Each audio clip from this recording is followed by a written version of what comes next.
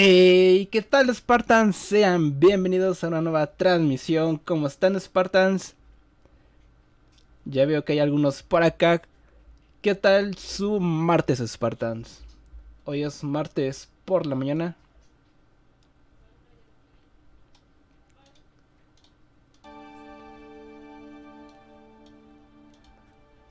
Bienvenidos a los que van llegando, Spartans. Vamos comenzando. ¿Quién anda por acá? ¿Quién está listo para la segunda parte de Xbox Showcase 2022?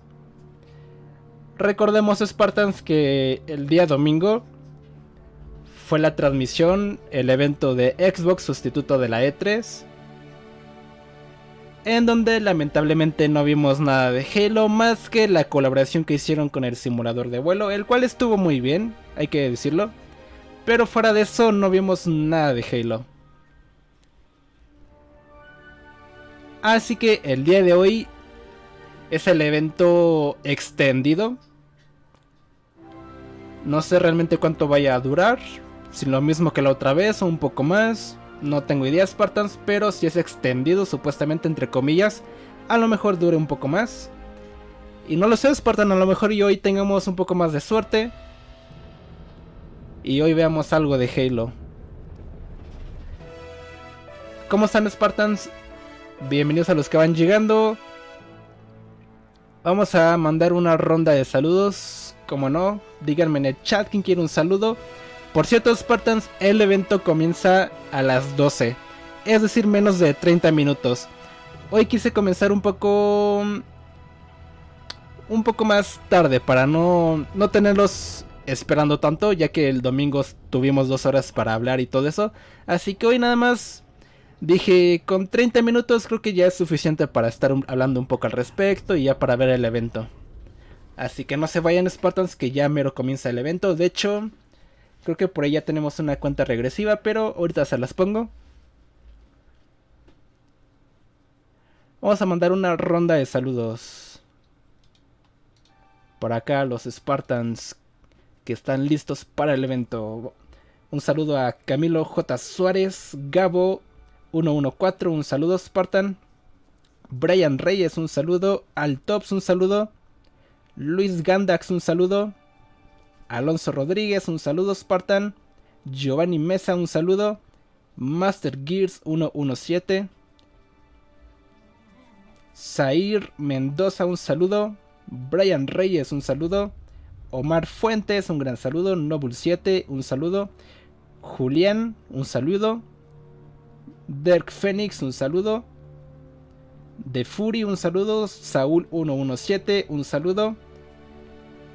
José Vázquez Chan, un saludo. Seiken Games, un saludo. ¿Cómo estás, Seiken? EBK, un saludo. Mauricio Alan, un saludo. Brandon Díaz, un saludo. Juan González, un gran saludo. Windman 19, un saludo. Juan Cap, un saludo. ¿Quién más, Spartan? ¿Quién más falta? A quien no haya saludado todavía. Toxili 13, un saludo. Sergio González, un saludo. Gal Santiago, un saludo. Gabriel Aravir, un saludo. Miguel Morales, un saludo. Y un saludo a Gael. Vamos a dejar hasta acá los saludos. Pues sí, Spartans. El día domingo tuvimos el primer evento de Xbox de este año. Pero lo raro es que decidieron hacer 2 eventos. Eso está un poco raro. La verdad, a mí me hubiera gustado que todo lo dijeran en un mismo día. O no sé ustedes qué opinan. Como que el hype se hubiera unido en todo un solo día. Pero bueno, decidieron dividirlo en 2 partes. Así que el día de hoy vamos a ver la continuación de este evento. Comentan por ahí, necesito algo de Halo y Gears. Saludos, Hello Games. Un saludo, Marilyn. Claro que sí, Marilyn. Necesitamos algo de Halo y de Gears. La mayoría de nosotros esperábamos que lo de Gears, lo de la colección de Phoenix o algo así se llama, fuera real. Y creo que sí es algo real, pero Al menos el día domingo no hablaron nada al respecto. Esperemos que el día de hoy ya veamos algo. Nos quedamos con cara de payasos, claro que sí, el día domingo. Esperemos que el día de hoy sea todo lo contrario.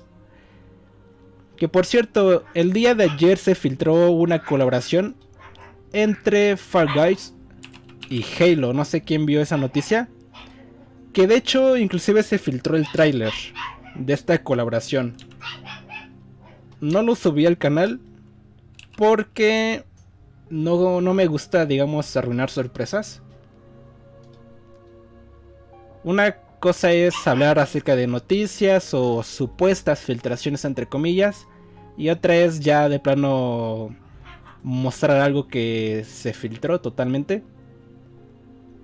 Y eso a mí no me gusta bastante, pero sí, Spartans, vamos a tener una colaboración entre Fall Guys y Halo. De hecho, si quieren les muestro la imagen. La imagen creo que no hay tanto problema que se las muestre. Y a lo mejor hoy veamos el tráiler que les menciono. A lo mejor hoy lo veamos.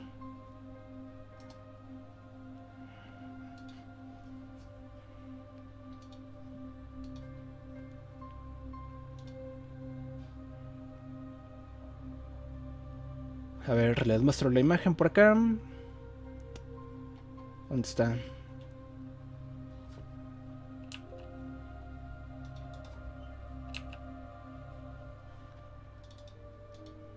Vale.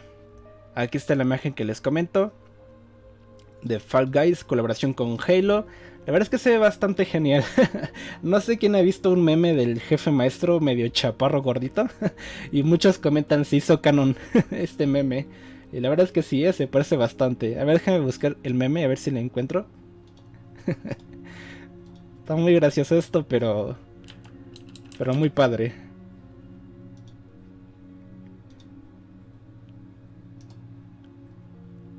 Para los que van llegando, bienvenidos Spartans. Estamos a 20 minutos de ver el nuevo evento de Xbox.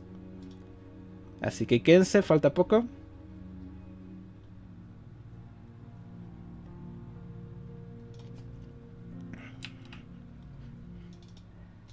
Acá está la imagen. El meme que se hizo canon de golpe. Ahí está Spartans. ¿Son igualitos o no? El meme se hizo canon. Ahí está. Creo que entre las filtraciones esta colaboración va a salir creo que el 30 de este mes, si no mal recuerdo. Y creo que estas skins van a ser gratuitas para miembros de Game Pass, creo. Y creo que también el juego va a ser gratuito. Si no es que creo que ya lo es, no estoy seguro. La verdad nunca he jugado a Fall Guys, pero con esta colaboración yo creo que me voy a atrever a jugarlo. Ahí vemos al jefe maestro. A un Grunt. Que el Grunt estaba un poquito raro. Con que lo hicieron muy cejudo, ¿no? Tenemos otro casco. Rosita con orejas de gato. Y tenemos a un Brute. A un Brute desterrado. Gemelos, comentan por ahí.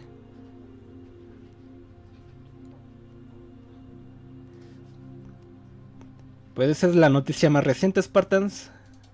Lo que vamos a tener a lo mejor el día de hoy en el evento.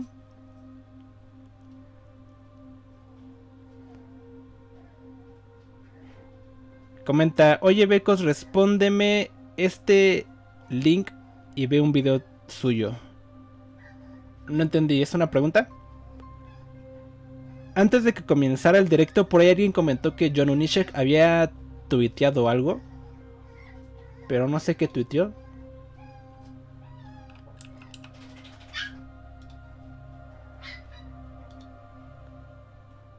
Estoy viendo su Twitter y no veo nada interesante por ahora.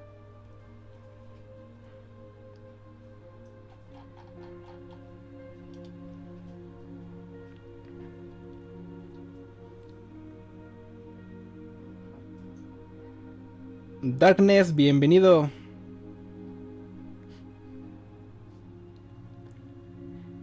¿Qué se espera el día de hoy, Juan? Pues miren, realmente yo aconsejo no tener las expectativas muy altas, ya que Posiblemente no vayamos a ver nada de Halo o de Gears. Así que para no quedar como el día domingo, pues hay que tomarlo con calma. Ya si sale algo, que bueno, y si no, pues bueno, ya se esperaba. Yo siento que si hubieran tenido algo bueno para mostrar, lo hubieran mostrado el primer día. Aunque no sé, igual y lo podrían dejar hasta el último. Todo es posible, Spartans, pero hay que tener las expectativas un poco bajas. Un saludo, Clone Trooper. Así que bienvenidos, Spartans, a los que van llegando. Faltan como 18 minutos para que dé inicio el evento. El día de hoy comenzamos no tan horas antes.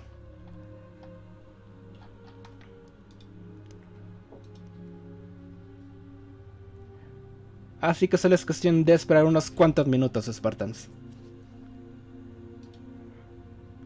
Y para los que van llegando, se filtró esta colaboración entre Fall Guys y Halo, en donde se hizo canon el meme, el famosísimo meme.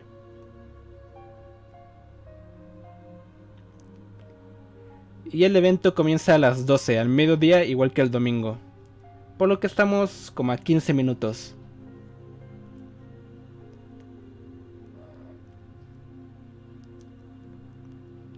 ¿Cuántas tortas se comió el Master? Está panzoncito. Que valga la pena la pinta. ¿Cómo que la pinta, Joan? Yo nunca me fui de pinta. Al menos en, digamos, en la secundaria nunca me fui de pinta. En la prepa, ahí sí un par de veces, pero nada serio. ¿Quién se ha ido de pinta? Nosotros lo que hacíamos es que cada viernes, saliendo, íbamos a unas canchas que estaban cerca de mi secundaria y jugábamos unas retas.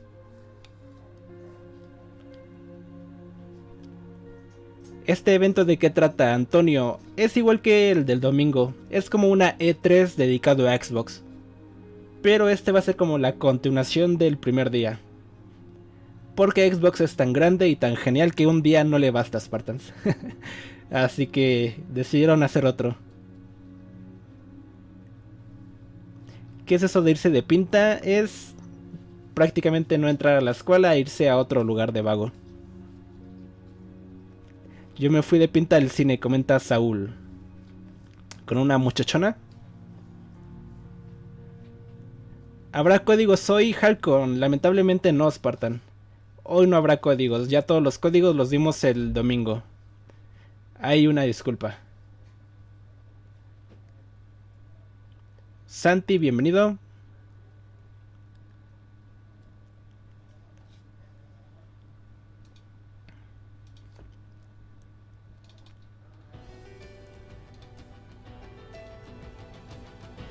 John 117, ¿cómo estás, Spartan? Bienvenido. Yo sí me iba de pinta, pero rara vez, comentan por ahí. Pues de vez en cuando supongo que tampoco está tan mal. Yo me fui de pinta a mi casa. Sí, pasé las materias, comentan por ahí. Qué bueno, Jesús. Ayer se me acabó el Game Pass, comenta Conan. Amigos, soy nuevo Halo y ya me suscribí. Bienvenido, Deco. Gracias por el apoyo.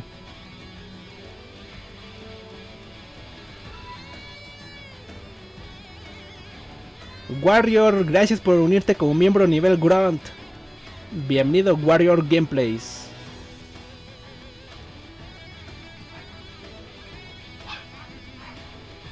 De pinta las caguamas. ¿Quién de aquí toma? A ver. La verdad es que yo siempre he querido darle buenos consejos. Y nunca tomen Spartans, pero ¿quién de aquí toma? La verdad es que a mí no me gusta nada, No me gusta por nada el sabor del alcohol. Claro que de vez en cuando para convivir y así, pero que lo haga así tanto por gusto, la verdad es que no.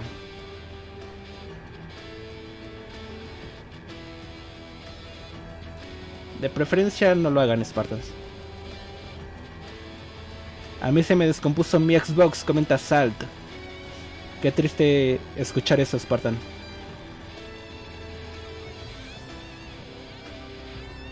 Iván Lazos, gracias por suscribirse. Denle like al directo si todavía no lo hacen, Spartans, por favor. Para que apoyen y más gente se pueda unir. Se los agradecería bastante. Denle like. Y tampoco fumo. También he intentado fumar, pero no le hallo el chiste, Spartan. Si les soy sincero, no le hallo el chiste. El que tuiteó fue Aaron Greenberg. Ese no lo conozco, ¿quién es? ¿Y qué tuiteó?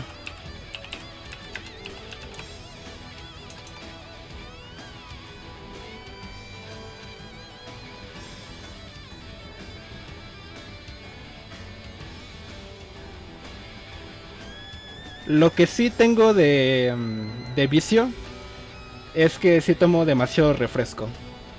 Ese sí es mi vicio. Y sí debería de dejarlo.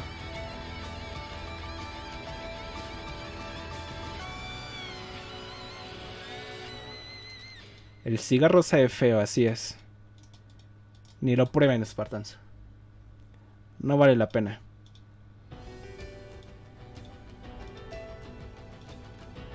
Estamos a 12 minutos, Spartans. Déjenme ir encendiendo mi consola. Ir encendiendo por acá mi pantalla. Que ya estamos a nada. Warrior, yo no fumo. Yo no fumo. No fumo ni tomo.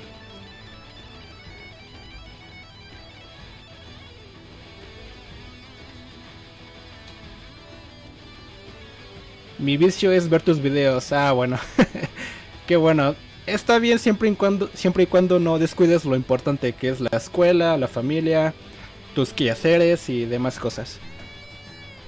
Pero bueno, ese vicio lo acepto. Ok, estamos a 10 minutos de que de inicio el evento.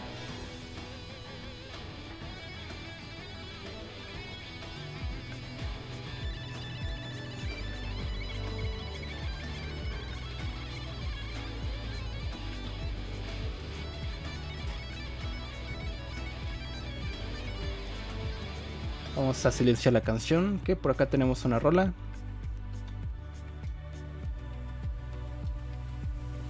Becos, ¿crees que veamos algo de Halo? ¿O será un F? Yo digo que 70% F, 30% que a lo mejor sí. No sé, yo creo que de haber habido algo lo hubiéramos visto el domingo. Pero quién sabe, Spartans. A lo mejor y lo único que veamos de Halo sea la colaboración de Fall Guys. Que tampoco está tan mal, pero a lo mejor y sea lo único.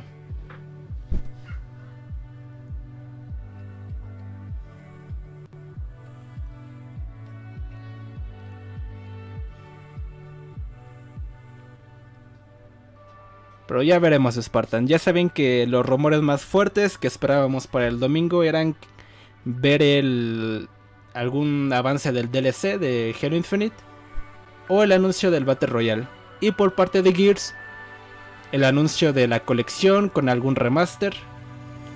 O el Gear 6, que creo que es el menos probable, pero igual se esperaba. Pero lo que más se esperaba y que ya casi lo teníamos como un hecho era la colección de Gears. Así que bueno, veamos. Y Spartans, no sean tan desesperados. Siempre veo en el chat en este tipo de eventos que dónde está Halo. Que ya queremos ver Halo, no sé qué. Hay que tener paciencia, Spartans. Ya saben que luego comenzamos con Halo y después lo dejan hasta el último. Así es esto, no sabemos cuándo vaya a aparecer. Estamos a 8 minutos, Spartans. Ahorita que comience el evento, quito el chat, le subo la música y listo. Que saquen Halo 5 para PC, comentan por ahí. Estaría bueno, pero no sería tanta cosa. Fall, bienvenido. Siento que no sería la gran cosa Halo 5 en PC. Estaría bien para algunos, pero siento que no todos somos jugadores de PC. Ojalá salga Gran Turismo, comentan por ahí. Saquen el gran viaje. Amigos, amigo, ¿haces stream? Si es así, ¿dónde? Sí, de vez en cuando también hago en YouTube morado. Ya saben dónde es. La competencia de YouTube. Me encuentran también como Hello Games. Por allá jugamos, los invitamos a jugar. Y vayan y síganme, Spartans, para que cuando se haga la colaboración de Fall Guys, ahí estemos jugando. GTA 6 es un mito, no es un mito. Creo que ya se confirmó GTA 6. Pero no han mostrado nada. Hay dinámicas para hoy, Rafael. Hoy no, Spartan, hoy no. Ya el domingo hicimos todo lo que pudimos. El día de hoy ya tan solo hay que enfocarnos en lo que tengamos que ver. Y ya al final hablamos al respecto. En YouTube morado, Spartan. La plataforma que empieza con T. No me gusta decirlo ya que YouTube es muy celoso al respecto. Y de vez en cuando da algunos ban si es que se promociona dicha página.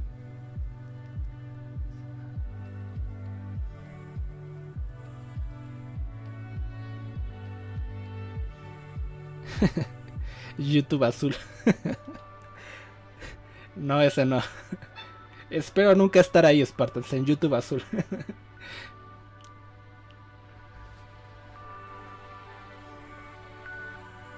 Fall Guys será gratuito, creo que sí, pero para Game Pass, ¿no? No estoy muy seguro, pero por ahí vi que sí va a ser gratuito. Estamos a 6 minutos.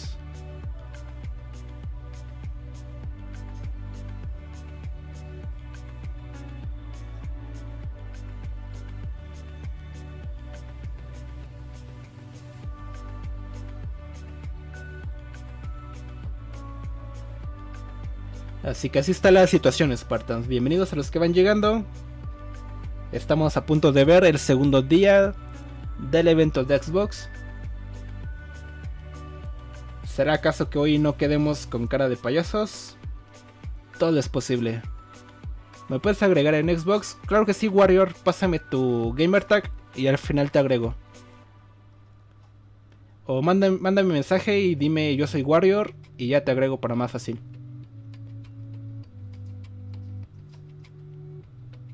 Si pudieras modificar algo de la historia de Halo, ¿qué sería? Yo modificaría bastantes cosas, la verdad. Son varias que no sé cuál haría primero. Pero ustedes, ¿qué cambiarían?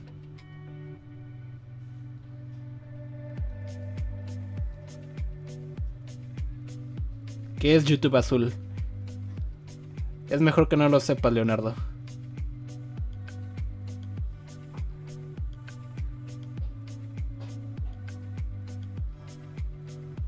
¿A qué hora se actualiza la beta de Halo Infinite? Sí, es cierto, creo que hoy vamos a tener actualización, ¿verdad? Actualización de Halo Infinite. No sé qué mejoras vaya a tener, pero sí, hoy hay actualización. Por cierto, déjenme desactivar las actualizaciones para que no nos dé lag. ¿Qué tal si hay una actualización de pronto y nos da lag el directo? A ver, denme un segundo. Ahorita vuelvo a poner el stream. Nomás déjeme configurar por acá.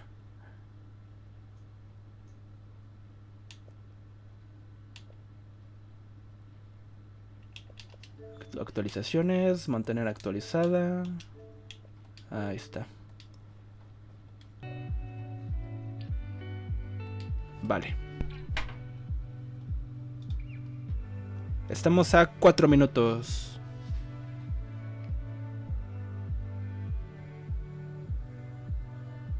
Becos busca este youtuber en YouTube y revisa uno de sus videos. Tienen la misma voz. ¿Qué youtuber, Spartan?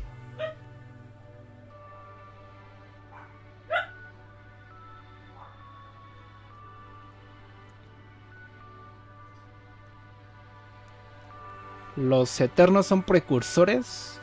Comentan por ahí, no creo. No sé quién ha visto uno de mis videos, pero explico que los precursores en realidad son los Flood.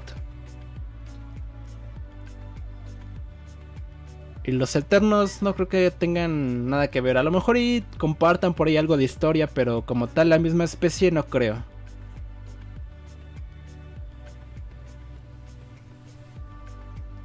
Oscar sí lo he jugado, pero no mucho.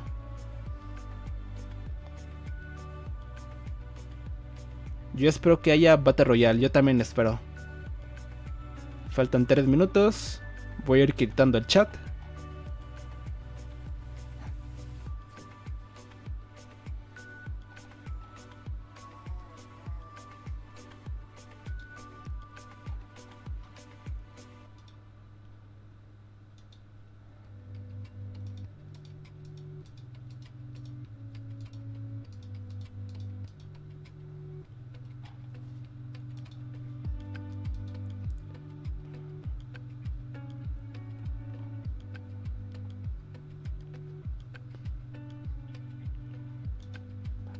Ok, 2 minutos. ¿Qué onda, Sergio Hernández? ¿Cómo estás? Bienvenido. Hello Games, ¿no ves alguna serie? No soy mucho de series, pero sí he visto una que otra. La última que he visto creo que ha sido Cobra Kai. Muy buena serie, ¿eh? Me gustó bastante. Todavía está por continuar. ¿A quién le gusta Cobra Kai?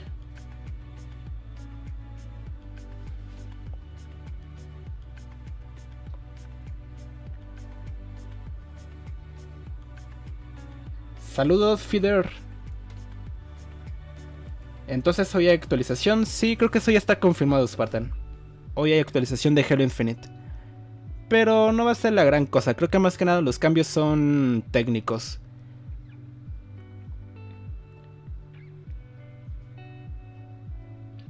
Ah, sí, Meli y What If de Marvel. También estaba buena esa serie, What If.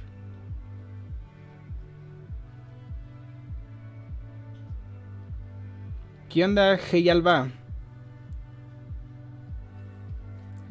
Ay, por supuesto, la serie de Halo. Por supuesto. Pues vale, Spartans, ya está a punto de comenzar el evento. Les recuerdo que a lo mejor tengamos subtítulos. Déjame activar los subtítulos, de hecho, se me olvidó. Ahí está.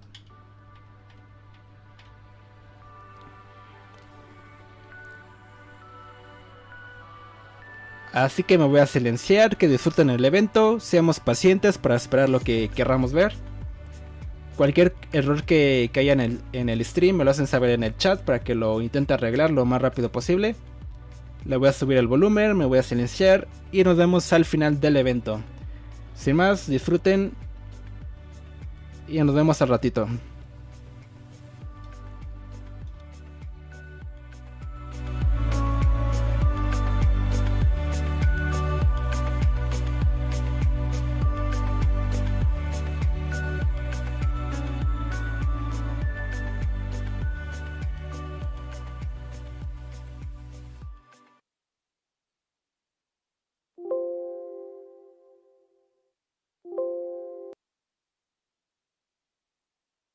Hey, we are a small snippet of Squanch Games, and we are here to tell you how excited we are to be a part of the Microsoft Games Show Extended. Game Showcase Extended. You know, Game Showcase Extended.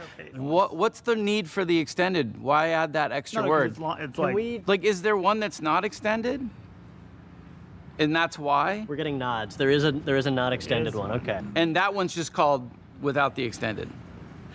So that's just called There's the normal one. I know what this is. Yeah. Well, hey, look, we're happy to be a part of it nonetheless.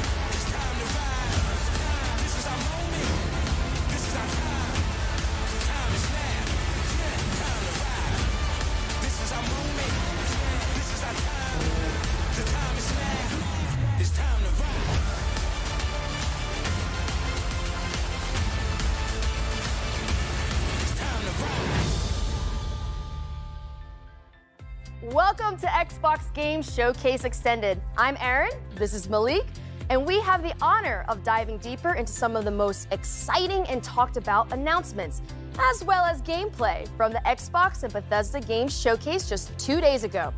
For the first time ever, the entire showcase was focused on games you can play over the next 12 months. That's right, Aaron. You saw world premiere gameplay from Red Fall and Starfield, and today we've got Bethesda's own Pete Hines right here to tell us more. You'll hear from the renowned developers behind the brand new Xbox franchise, Our History Untold. Dive into Naraka Bladepoint with our partners at NetEase Games, and so much more. But first, we begin with a special look at how our fans got to celebrate the Xbox and Bethesda Games Showcase with a message from our very own Phil Spencer.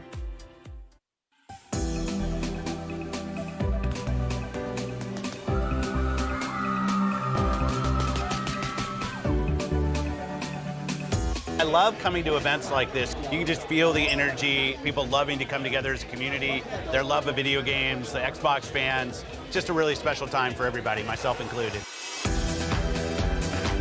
Gaming has this unique ability to bring people together, whether it's saving the world from the aliens or winning a football game. It's so great.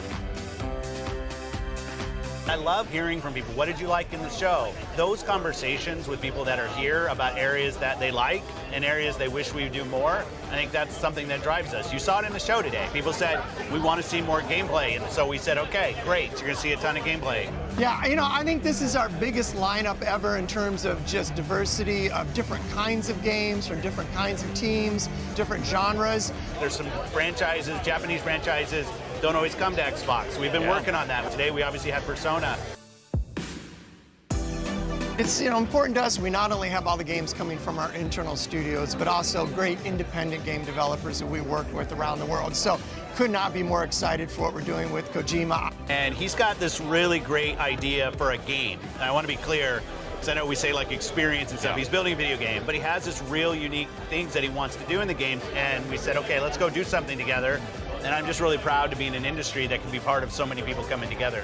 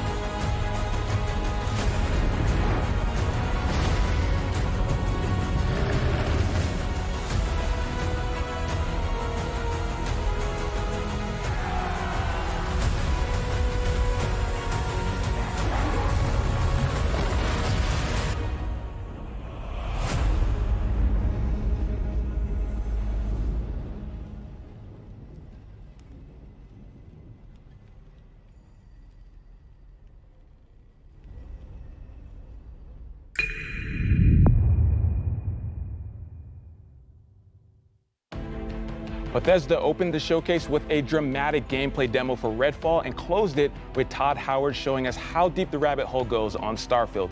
And we also got a sneak peek at upcoming expansions for Elder Scrolls Online and Fallout 76. Here to break it all down for us is the man, the myth, the legend himself, Pete Hines from Bethesda. Pete, how are you? I'm great, good to see you. Good to see you as well. So about a month ago, you all announced some delays for both Redfall and Starfield. So I wanted to give you a chance to tell us a little bit about the decision-making process for that. Absolutely. Look, with all the time that goes into a game, it would be foolish to rush it out the door before it's ready. I think we have continued to sort of examine how we think about games and making sure that they are going to meet our players' expectations. Obviously, the last 2 years have really challenged us from a development standpoint. how we work now largely remotely, while a lot of our folks are not back in the office. And, that has an impact.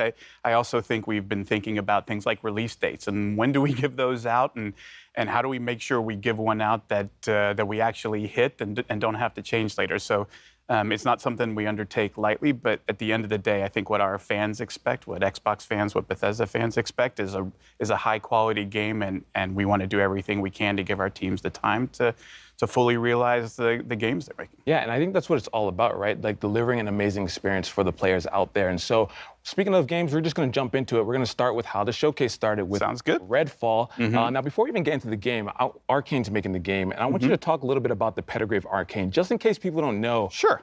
These folks over there, they're doing their thing. Arcane Studios is known for really amazing, immersive sims. They do any number of things. If you play games of theirs, Dishonored 2, Prey, there's a lot of common threads you'll find in them. They create really amazing, believable worlds. I think that's a big part of their game is when you're in Dunwall or you're up on a space station in Prey, that it feels believable. There's a reason why things are the way they are. They're also a big believers in systems-based as opposed to scripted. So they really embrace player freedom and sort of giving players the tools to decide, you figure out how you want to complete this mission or get through this area. We're not going to tell you how. We're just going to give you tools and then give you the freedom to go and do. But, there's great characters and interesting story. They bring a lot of different elements and then really let the player create the experience they want. And that's what it's all about. Gamers have taken many games and made it their own. And I think the fact that Arcane is making the game with that in mind is super important. Now,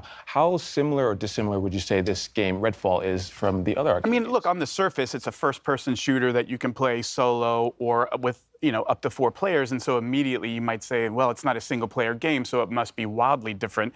And don't get me wrong, there's absolutely ways in which it is different, but I think when folks play the game, and even when they see more of the game, I think they'll start to see all of those things about an Arcane game that they love and appreciate. Why it's won multiple Action Game of the Year awards for Dishonored 2, is their ability to bring all of those things together, really high level of polish, and let folks experience it. And so I think all of those things we talked about. If you want to play a game by yourself and get a great Arcane story, you can absolutely do that in Redfall. But you can also do things that you haven't been able to do in an Arcane game, like experience it with friends and find out sort of how the whole can become greater than the sum of the parts, like playing it off of each character's abilities. You saw some of that in the demo that we showed. I think the more that people appreciate that, you almost are going to want to try and play Redfall a couple of different ways. You might want to play it by yourself a little bit, play it with others, and it's a game that allows you to do either or both of those things, however you see fit. I'm glad you talked about playing with friends, because I'm taking applications for friends to help me get through Redfall. Can I put my name on that list? I'm down to a little... It'd be an honor. Pete, keep me on that list. All right, we need to go explore Redfall together. I'm excited. I can't wait for that. And so let's talk a little bit more about the game. Now, between the trailer that we saw last year at the reveal, as well as this one that we just saw, I feel like Redfall reminded players of other co-op shooters, like Left 4 Dead, for example. What makes Redfall unique? Again, it's one of those things, like if you watch just like combat footage, you might look at Left 4 Dead or Back 4 Blood or any of these things and go, oh, I see multiple characters facing a bunch of enemies, and so it's the same game. But I think that would be doing a disservice, that it's all of the things that take place in between the combat as well as the combat itself, sort of combining different skills and abilities in the way that you do, Layla dropping down an elevator using her powers that Jacob can use to get up top on a roof and provide cover. You have different characters who play roles really well, how you choose to use Brebone, the robot. All of those things come into, again, allowing the players not to say, here's a set of rules and you can only use, no, here's just some stuff that you can go off into this amazing sort of dynamic, ever-changing world and sort of experience and explore for yourself. And you come back the next day and it'll look and feel like a different experience, even though you're in the exact same part of the game. I think those are the kinds of things that Arcane does that really bring that sort of extra special element that makes their game so compelling. Yeah, compelling and fresh. So I'm excited for Redfall, and you said it here for everyone to see that we're going to be playing together. So I'm going to hold you to that. Absolutely. You got the proof. All right. Can't wait. Oh, awesome. So let's talk about Elder Scrolls Online. Now, I want to talk about the team philosophy, because I hear that the team is actually banned from saying things like, now is the perfect time to play. My least favorite saying is there's never been a better time to play a game. Like, we all say that. Yes, games always get better. We know that. The thing that we love about where Elder Scrolls Online is going is their ability to continually refresh the experience for players, provide new experiences, like going to High Isle, a place they've never been in an Elder Scrolls game. It does a lot of things like story and intrigue. There's a lot of politics in High Isle, different factions and the conflict that's going on there. And again, a way that you can jump in and play by yourself and experience it by yourself, even though it's an MMO. But the real special sauce of Elder Scrolls Online is our amazing community. They're so welcoming. They're so helpful. You know, if you need a little bit of help, if you need a lot of help, they're there for you. They're there for you to help explain, to make sure you have a fun experience. And honestly, like, that is such a huge part for an online game of creating an environment where anybody, no matter whether you just started playing or you've been playing for 8 years, can have a good experience, no matter how you decide to engage with it. I love that you mentioned that. Community is as you mentioned, is such a huge part of any online game. And so for players who may not have played Elder Scrolls, who are, like you said, looking to jump in, to know that they have that community backing them, that's gonna help them guide them in their journey is super exciting. So, but I wanna talk about Fallout a little bit. Okay. Huge milestone recently, 25 years of Fallout. It can rent a car even now. At this point, right? We're talking about it. All right, so this has to mean something super special to the team. Absolutely, and look, we are as aware of anybody. Like, this franchise did not start with Bethesda. It's one that we took on along the way, and our intent is not just to pay homage to, like, Bethesda Fallout. Like, no, we mean all Fallout, because what this series has done, what it meant to us as players when we went and played those games, played the original Fallout, Fallout 2. And then what the franchise has become, and sort of growing and finding an even, a new audience with Fallout 3, Fallout 4, Fallout New Vegas, Fallout 76 is something we really want to celebrate. And honestly, what's going on in Fallout 76 with the pit and your ability to continue to push the boundaries in an online game of story and meaningful player choice, and as you're going along, making decisions that kind of matter and have a real impact, I think is important in the evolution of Fallout 76. And just honestly, how far that game has come from its launch. Like, we're keenly aware of how that launch went, but we are also keenly aware of the incredible amount of effort and dedication from all of our teams across Bethesda to say, like, we believe in this thing, and we want to give the fans more of what they want and the kind of experiences that they want. And where Fallout 76 is now is truly remarkable when you go back and look at sort of where we were and how far we've come, and honestly, how much cool stuff is in store in the pit. It's going to be super fun. Excited to jump in. And again, that's one of those things that I'm sure you guys attribute to the community, giving that feedback. That 76 community, again, not just in the game, but what they do for each other, to support other folks in the community, what they have done to raise funds for worthwhile causes. Like, it's not just an amazing group of gamers, it's an amazing group of human beings, and honestly, one that we're honored to interact with and be a part of every day. I love that, Pete. Before you make me cry, we're going to move on to Starfield, all right? Okay. All right, so let's talk about it. Starfield ended the show. I got to say, watching the trailer, breathtaking. It's one of those things from the different locations, and just seeing the difference between that moon versus the populated city, just amazing. The dog fighting, just everything was so awesome.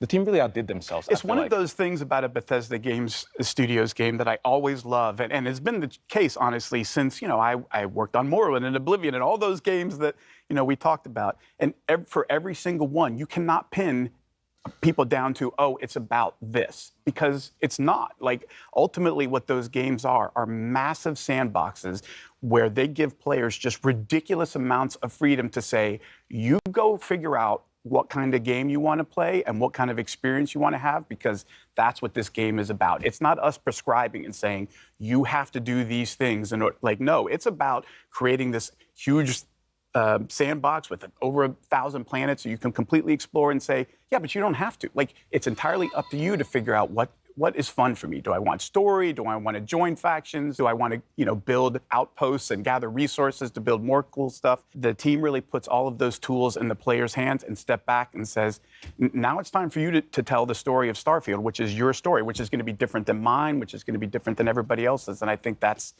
really where the magic of a Bethesda Game Studios game happens. Speaking about the scope of everything, Todd said that this is what an epic RPG is. What does Bethesda define an epic RPG as? I think, again, it's sort of leaning into, look, there's a lot of folks who take a lot of different approaches on what does an open world mean. And Bethesda Game Studios always pushes themselves to the most freedom and least limitations, right? Where the items in the world are all real things. You walk into a store and there's a bunch of weapons or whatever. Like, that's not just art on a countertop. Like, you could pick those up. You could steal them and run out of it. You can create chaos. Like, we don't want to put too many limits on what the player is or isn't allowed to do. We love it when players say, I wonder what happens if, and then they try it. And then they get to see, like, oh my Lord, chaos ensued and it was insanity. Everybody was shooting at me. And like, that's, I think, the beauty of Bethesda Game Studios and the number of ways that they push for you to explore that, right? It's not just one, it's, you could spend thousands of hours doing nothing but shipbuilding and like focus that as all you're about, and that's okay. But you could also be about exploring every planet and finding all of the good, and that's okay. Or you could just play the main story and be like, I want a kind of experience that I'm guided through so that I kind of get to see stuff, and I might stop here and there. Oh, there's a cool side quest that I got, but you know, I want something that sort of leads me through because I'm a little, you know, it can be a little daunting to say you can go do whatever I want. Like, ooh, I don't know what I should do. So some folks want a little bit of a guided path or to understand where the fun is, and no approach is wrong. Like, for me, that's epic because it says we aren't putting any limits on what you can or can't do. We're going to set you loose and just sit back and watch the beauty that you create with your own stories and the way that you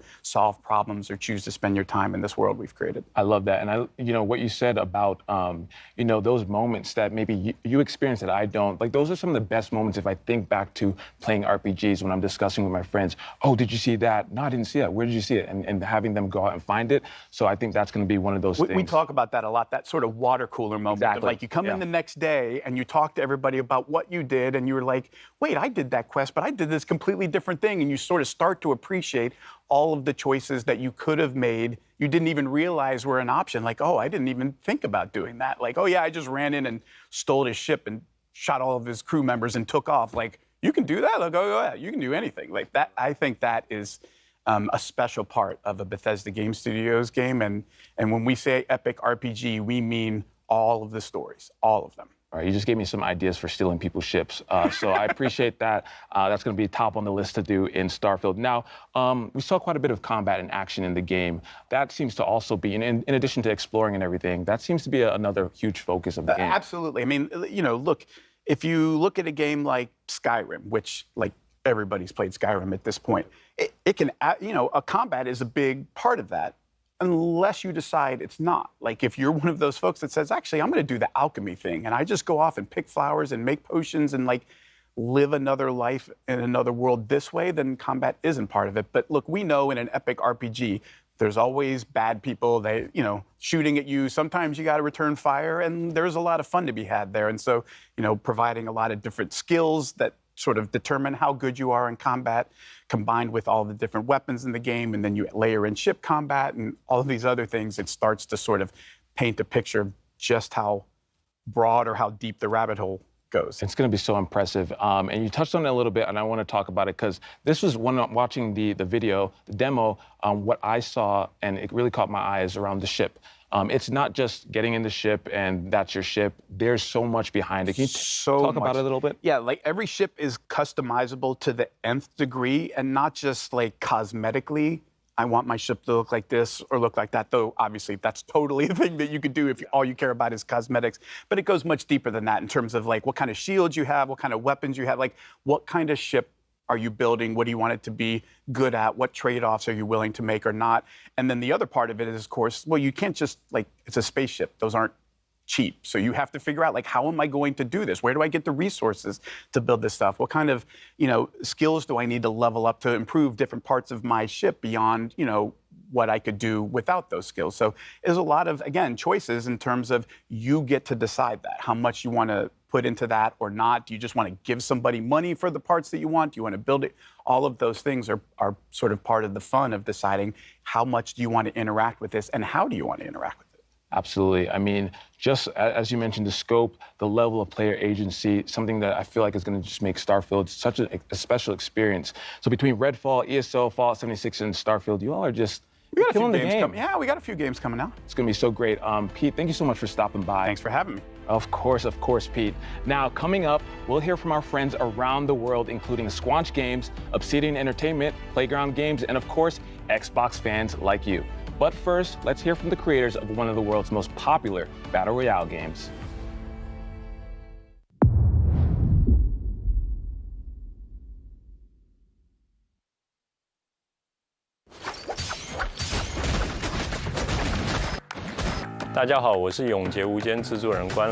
We are glad to share Naraka Bladepoint, a unique online multiplayer action game with players all around the globe. As a NetEase studio, 24 Entertainment is joining hands with Microsoft to bring Naraka Bladepoint to consoles for the first time. You could play the game on Xbox Series X and S, as well as Windows next week.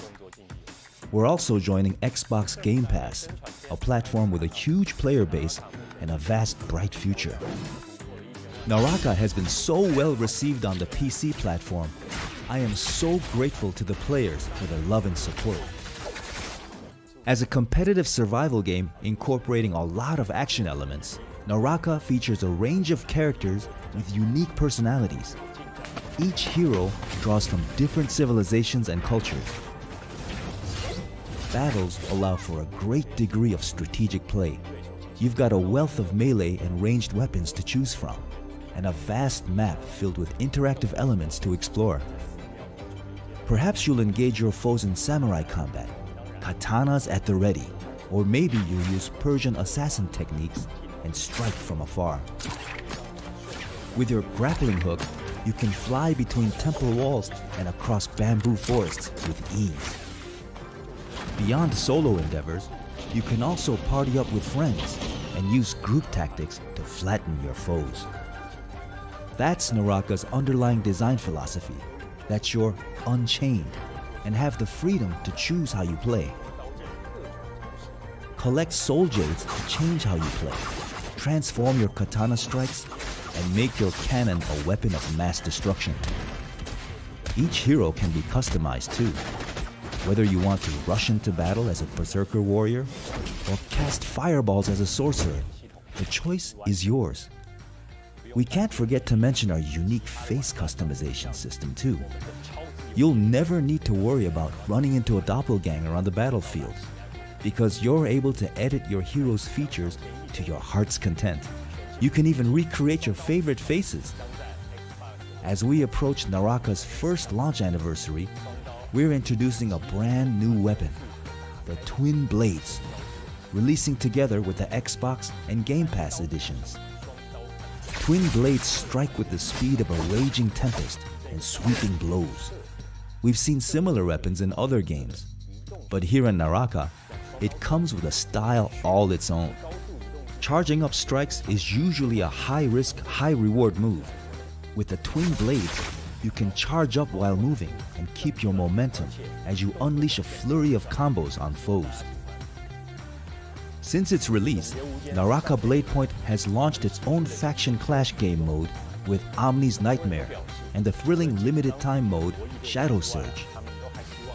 There have been many casual modes to play as well, but our community has eagerly asked for a campaign mode. We're always listening to our player base, and we're happy to announce that the wait is over. Players will see the first chapter of our campaign mode. Form teams of 3 to take on new enemy types and massive bosses. Disarming a boss won't be as easy as disarming another player though. PvP and campaign mode are two entirely different games. Further campaign chapters are also in the works, so we're eager to hear any feedback you have for us. We are also working on an Xbox One version and hope to see more players join Naraka later this year. Naraka is launching on Xbox Series X and S and Windows Store on June 23rd, and it's included with Game Pass at launch day. Now's your chance to dive into the world of Naraka Bladepoint. 快来体验我生无拘吧！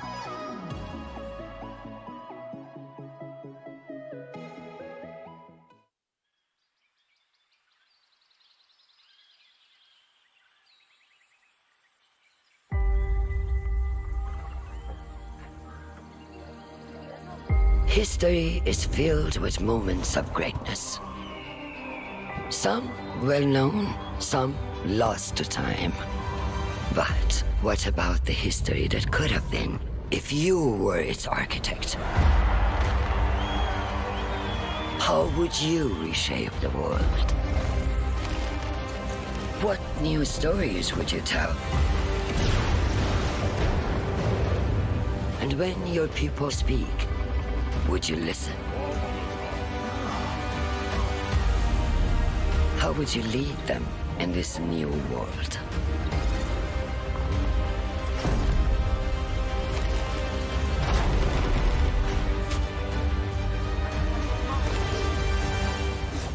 History is filled with moments of greatness, but these will be yours.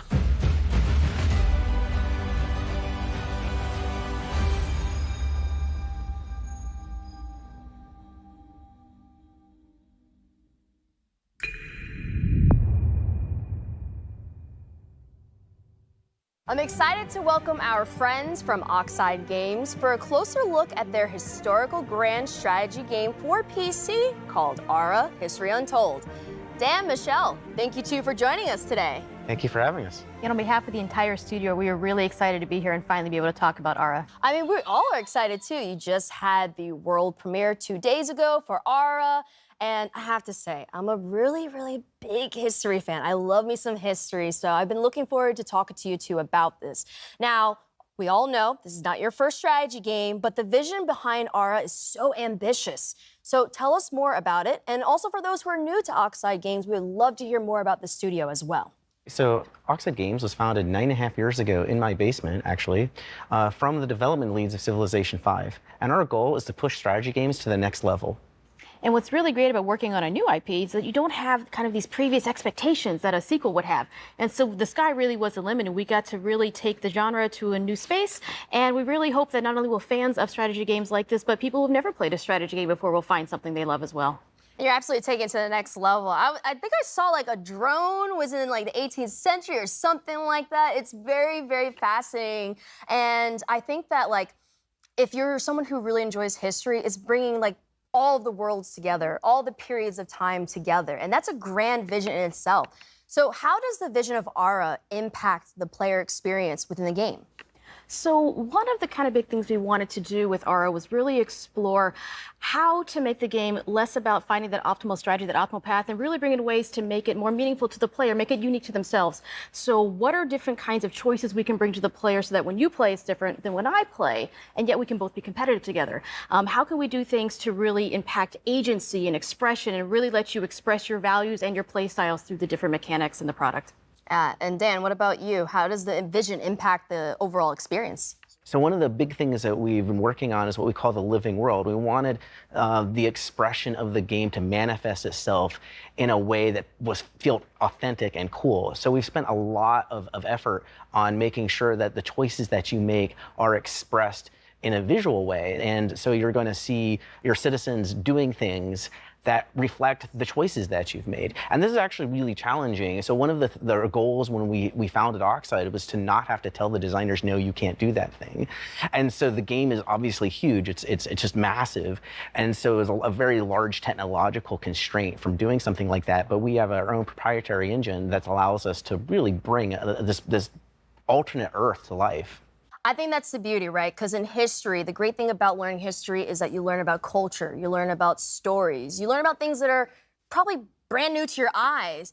But the way that Ara helps you remix, reimagine, and rewrite history is a beautiful sight to see. And I'm excited to get my hands on it, and I'm sure everyone else is who's watching.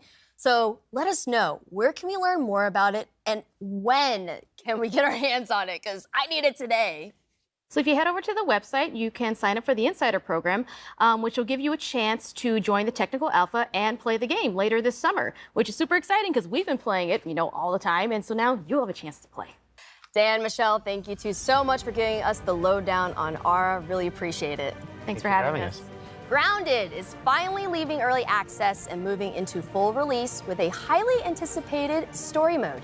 Here's Adam Brennicke and Eric Dorabella from Obsidian Entertainment to tell us more.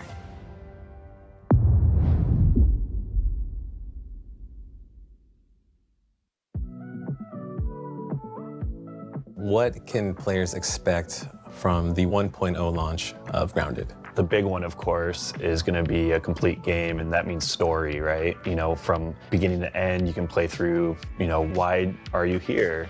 Who put you here? Yeah, exactly. And how are you going to get home? And I think those are like the big questions that people are asking about Grounded. Originally, we really just wanted to make a survival game. And one of the jokes was, hey, what if we did backyard survival? Everyone was like, yeah, that's a very unusual idea, but I think there's something there. One of the things that we did early on was establish the art style of Grounded.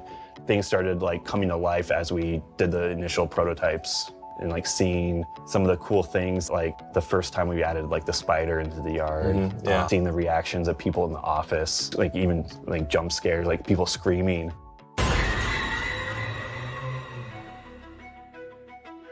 The team is very small. It's the smallest team I've ever worked on at Obsidian. I wanted everyone to be able to participate on the design side of things. So I said everyone is a designer on the team. And I think that extends into our community and how we're building the game in game preview and early access. That's probably one of the big successes of the game is how close we work with the community and take all their feedback and suggestions. I think it's super rad. For a game developer too, that is a huge, huge thing just to get people's feedback constantly of what they're liking, what they're not liking. And all those adjustments just make a much, much better game at the end of the day. We're at that point now that the yard's getting finished, and now we can play through the story. There's a lot of surprises. There's a lot of you know, things that I think players aren't going to expect. And I think I know what you're talking about. I cannot wait to see players' reactions. I know a lot of players are just waiting for the story to be finished to finally jump into the game. People who played the game previously are also like holding out for more content. I think it's just going to pull a lot of people back in and gain a lot of new players. So Adam, we have the Broodmother from last year. It was like our first big boss. And then we came out with a bunch of mini bosses like Termite King and the assistant manager. But in this trailer, we're showing players the Mantis. What can they expect from this? So we're super excited to finally show off the Mantis. I know that's been a big ask from players that they want to see a praying mantis in the game. They've been asking for this for a long time. Do we have anything else that the players can get excited about? You know, the mantis is just a little tease of one of the new boss fights, but there's more to come, right? Like potentially many boss fights that we have planned for the full release of Grounded. There's a lot more secrets and other things to uncover. When we reached 5 million players, that was already super crazy. And then we hit the next milestone of 10 million players still being Xbox. Doubling it, right? Yeah, in Xbox Game Preview Early Access. That just goes to show that we have a fantastic game. Everyone's just so surprised at like how much Grounded has grown. I just hope that players and the community understand how important they are and impactful on this game with us. Yeah, we're so thankful for everyone's support along the way. It's been an amazing journey, and we're finally almost at the finish line, right? Yeah. And I think we wouldn't be here without our amazing community and all of the fan support. I agree. Best community ever. Yeah.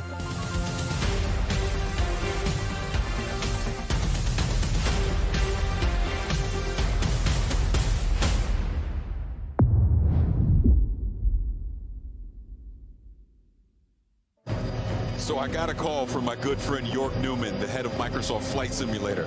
He told me it was imperative that I meet with him.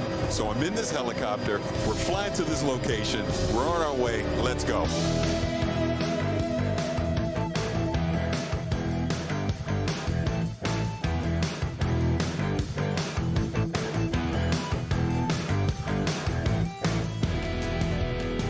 York! Hey, Paris, good to see you. Good to see you. Thanks for coming to DC, man. No, thank you. What am I doing here? Later. Let's get in. We don't have much time. Oh, okay.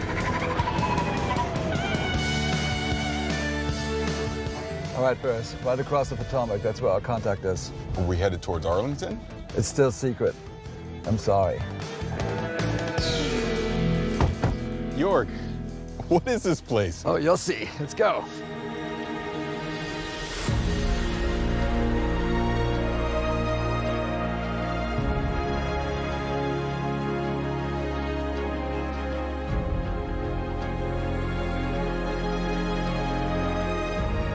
Wow, look at this place. Nick, how's it going? Hello. Paris, I would like to introduce Nick Partridge from the Smithsonian National Air and Space Museum. Thank you for having me. But this makes a lot of sense. I saw during the trailer there was a collaboration between the Smithsonian National Air and Space Museum and Flight Simulator.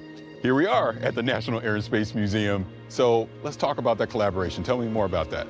Well, Jorg and I have been talking for more than a year. He was looking for me, and it turns out I was looking for him to ask the same question, which was, don't you think that our organizations have a lot in common, dedicated to bringing flight to everyone? And I was looking for the Spirit of St. Louis, which is in the Smithsonian ever since 1928.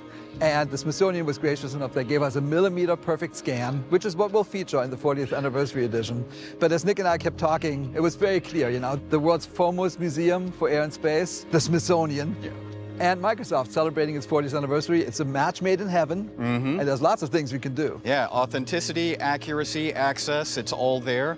We're hoping that if everyone has as much fun in the community with the content that we initially collaborated on, a couple of our most historic aircraft, and some of the other aircraft in this center are already in the simulator, maybe we can jump in with both feet and do more in the years to come. Maybe even, who knows, we'll go crazy. We'll put the space shuttle in there. Oh, that sounds amazing. All right, you guys have never been here before, No, right? this is my first time. All right, so keep your eyes peeled, stick together, and Jorg, I've got something special for you right around here. Perfect. Check this out. This is my favorite plane, the Junkers Ju-52 3-motor. Amazing. And that is an awesome plane. And as I look at all these planes around here, it makes me ask the question, are you going to put all of them in Flight Sim? Maybe not all of them, but we hope a lot of them. In the 40th anniversary that comes out this fall, we already have 3. We have the Wright Flyer, the Spirit of St. Louis, and the DC-3. And we hope to get a few more. As Nick and I were talking, there's a lot of things we could do. Yeah, we started with the most iconic ones, and who knows? There's no lack of opportunity. You know, I keep saying amazing because this place is amazing. And just like Flight Sim, it just keeps going. So what else is happening? It does seem like we're going supersonic, like the Concorde here. We've been doing a major update ever since we launched, every month since August 2020. And just today, we're actually launching World Update 10. And guess what? Tell me. It's the United States. And it's huge. We have 12 cities, a new height field, brand new aerials, new missions, new airports, new everythings. And as always, it's free. And check out this beauty. This is the Beechcraft Model 18. They call it the Twin Beech. It's a famous plane, and that's also launching today. And it's a great coincidence. It's actually a huge coincidence. Jorg's been working on that Beechcraft since before we met, but it's a great example of how much we already had in common. So Jorg, what can we expect the rest of the year from Flight Sim? We have a ton of great things coming up. So today is World Update 10. We have 2 more World Updates, one in August and one in October. And then in November, we have the big 40th anniversary edition, which will be an absolute delight for anyone who loves aviation. Okay, that 40th anniversary edition, tell me more about that. Yeah, so we're celebrating by bringing back some of the planes from the old Sims, like from Flight Sim 10, 9, 8, even before that. And we're restoring some of the old missions, and we're bringing back some of the airports that were in those editions. So it's a real celebration of the franchise. So this celebration is not only of the franchise, but the past as well. And we're also adding brand new things on top of it, like that the community really wanted. For example, helicopters. Sobo wrote a brand new fluid dynamic system to make all that work. And then we're adding gliders, which is a completely different way to experience the planet. It's just you and the wind. Right. And then the last one is we're bringing, it's the biggest deal for simmers, a brand new real-to-life airliner, the A310 from Airbus, by a brand new partner called Inibuilds, a great development team. In fact, of the 10 planes we're bringing, most of them are created in collaboration with third parties. So it's a really cool way for us to integrate with the creator community.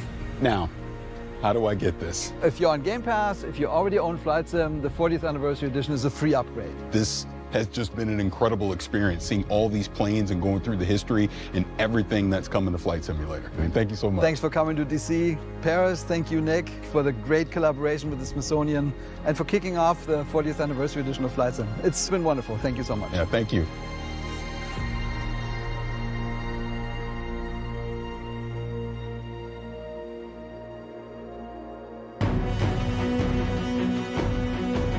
Today was a good day, but now I have a need for speed. I'm headed to the danger zone, baby.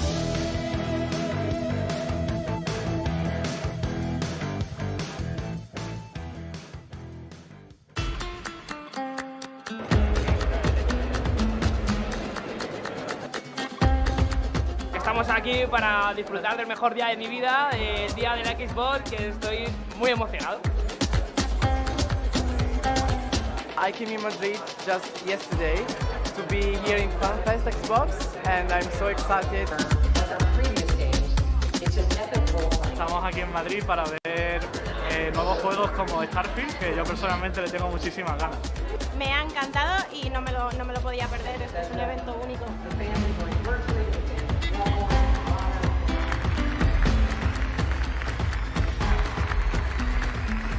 Why gaming? Just a passion. Son experiencias únicas. Me ofrecen algo que no encuentro en otro lado.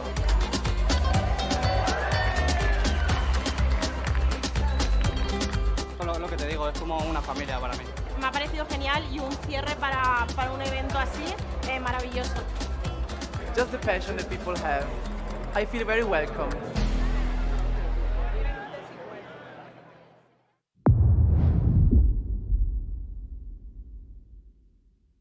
Hey, we're just a snippet of Squanch Games, and we're here to talk about High on Life, our new action-adventure, comedy, Metroidvania, first-person shooter that is nothing at all, a little bit like Microsoft Excel. All right, you're a bounty hunter now. You gotta help me rescue my friends. They're Gatlians, just like me.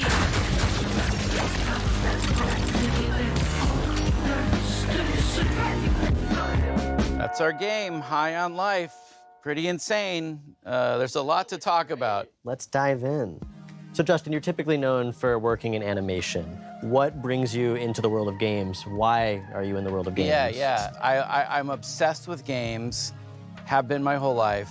Always had ideas, always had, things I would love to make, but just never thought I could ever step into that arena because I lack all the skills needed.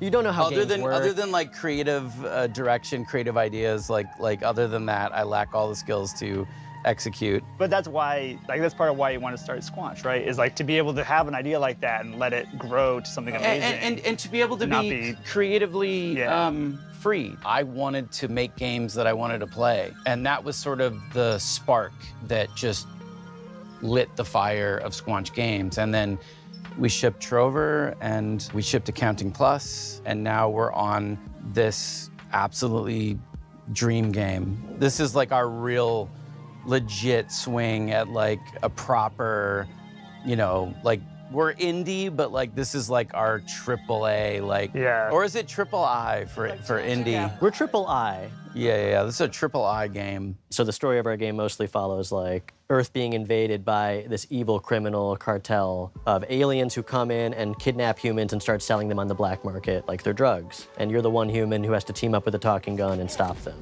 And when you select a cartel leader that you're gonna go after, like, it opens the portal door to that world that they're in. Eric, can you tell us a little bit about the worlds of the game, the art style of the game, the visuals? Yeah. So we spent a lot of time kind of constructing and creating these awesome alien worlds.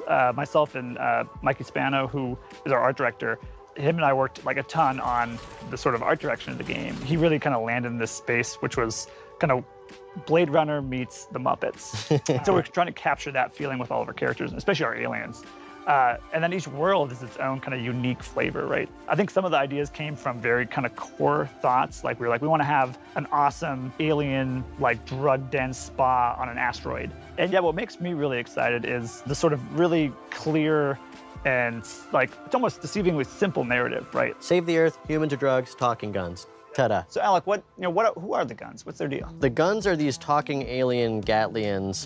They're all shaped somewhat like a gun you'd find on Earth, but they've evolved to be just gun-like in their own way. And so this race of Gatlians each has their own unique personality, their unique set of abilities, and you're gonna be rescuing them from this evil alien cartel, and together, you gotta stop the bad guys. And get more Gatlians. Yeah, collect more Gatlians. Yeah, a lot of players are gonna have very different experiences depending on what gun they favor. Yeah, you kind of pick your favorite companion to have out a lot and hear their dialogue, be part of different dialogue scenes and stuff. Yeah. Look at us, blasting away! And sometimes you can unlock the guns in a different order than another player has. So That's when you right. go back through a level, you'll see things that you would have been able to access if you'd done it in the other order. That's and you can so come back. That's a huge one. All right, so we've talked about this crazy good game that sounds amazing. Why should people be excited to play it? As a studio, we are attempting to bring A-level adult comedy into video games. Something I love about Squanch is we would put a lot of effort into things that a lot of other studios wouldn't even bother with, like a single small joke that 5 players might find. Well, okay, now I can. I love that stuff. I love like edge casing and like It's what makes you remember a game. yeah, like if a player's trying to break the game in a certain way and then you have an answer for that for them, that is like such a memorable and amazing moment. It's almost like watching TV, but the viewer is able to reach into the TV and poke a thing, and the character has to respond to that. And there's so much fun to be had for the most part. You can skip it all. We worked really hard on it if you want to skip it. Yeah, if you want to just like miss out on like, you know, Yeah, some if you're of like the a big coolest... dummy and you don't want to play the game at all, that's fine. We're not going to judge you. We're just going to be upset.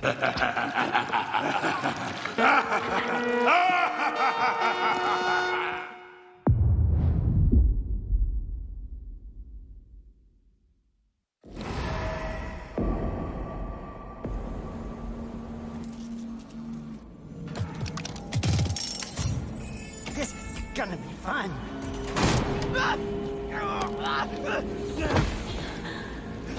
You know I can't let you leave.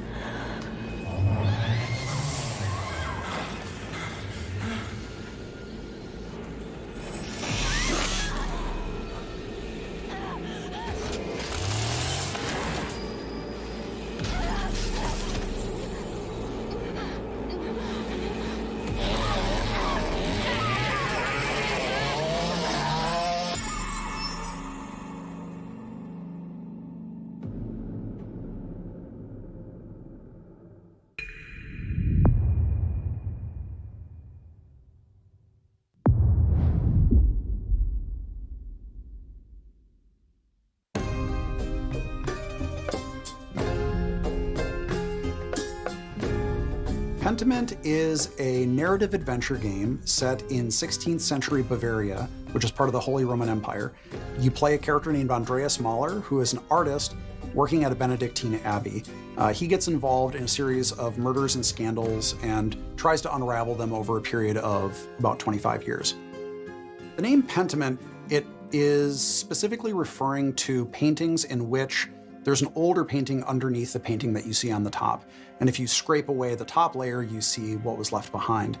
This has a bunch of significance. Obviously, you're playing a painter, but also it has a lot of significance to the idea of history kind of being covered and uncovered over time.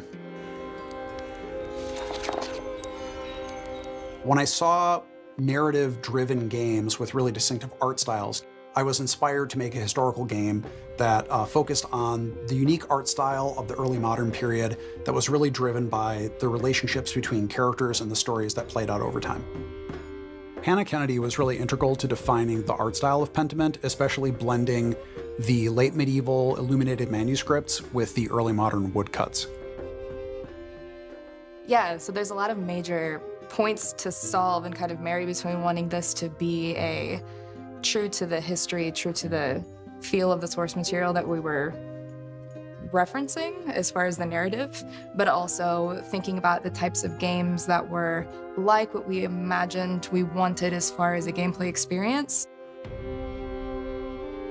From the beginning, I knew that I wanted to portray a community that changed over time, which meant that characters are changing over time. That's really the focus of everything. The buildings do change, but really it's the characters where you see all the crazy stuff happen. Kids that I had become attached to because it's a 4-year-old and we designed them to be a 4-year-old and then they're getting married and then I felt a weird like emotional reaction to that because I'm like, oh, baby's all grown up.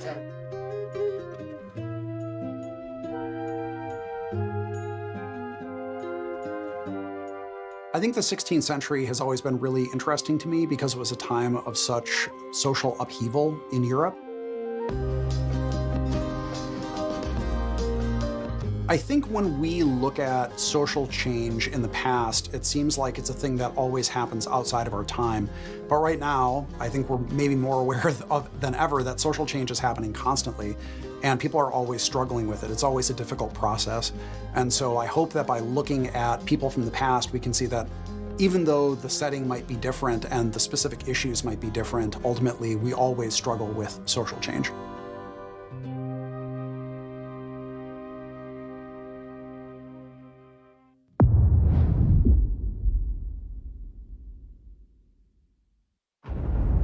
He's putting on his bandana. All right, let's do crime.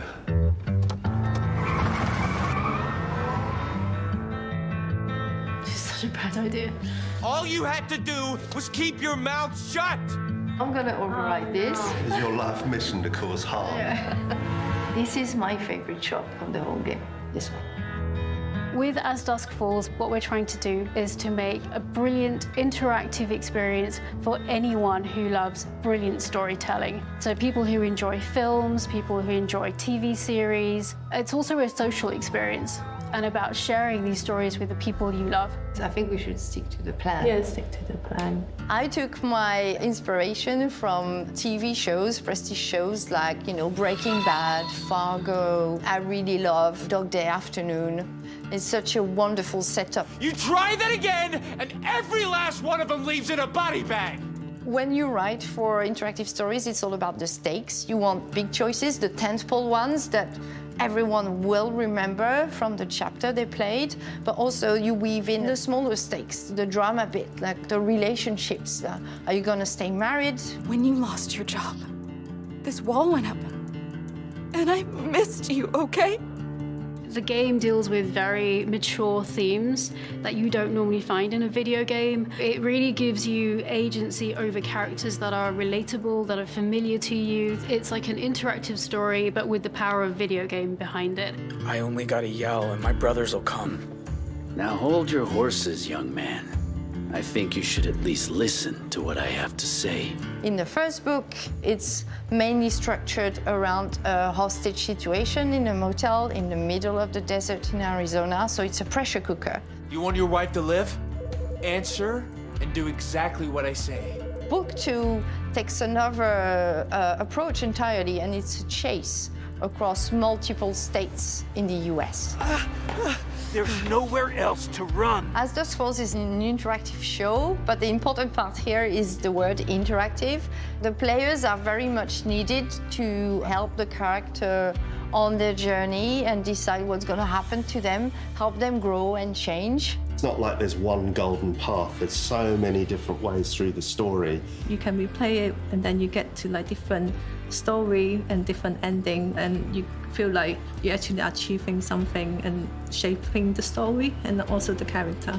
Some of your true self comes out into that thinking. I don't know, what would you do? I'll try to, And at the end of the game, when you play, we tell you about your playstyle, and it reveals something about the player themselves, their values, and the way they interact with the others that they played with.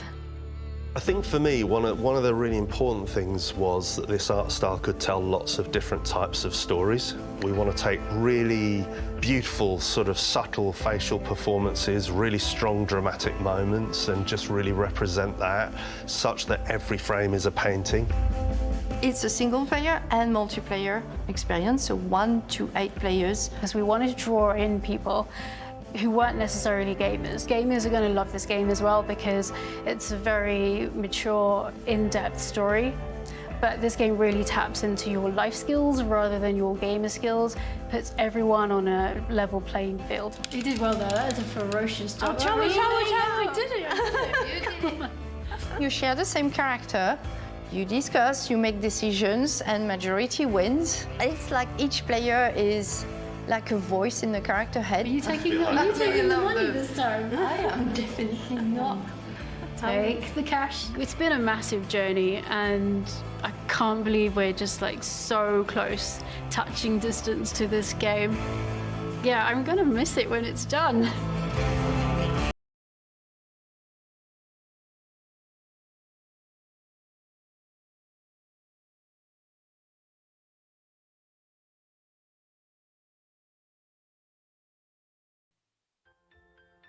let's check out what mysteries, adventures, and, of course, slimes are waiting for us in the new, vibrant world of Slime Rancher 2.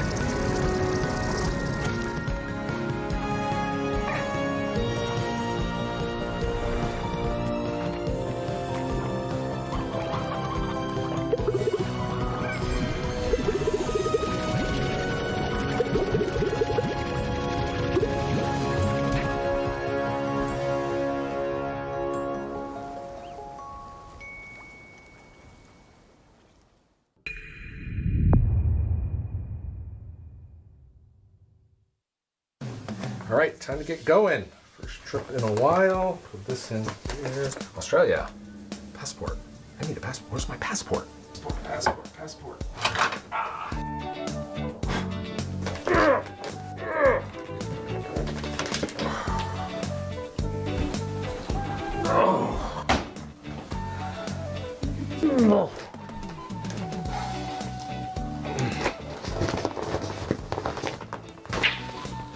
All right.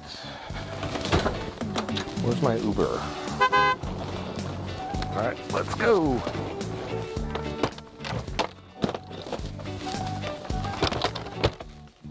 Let's go.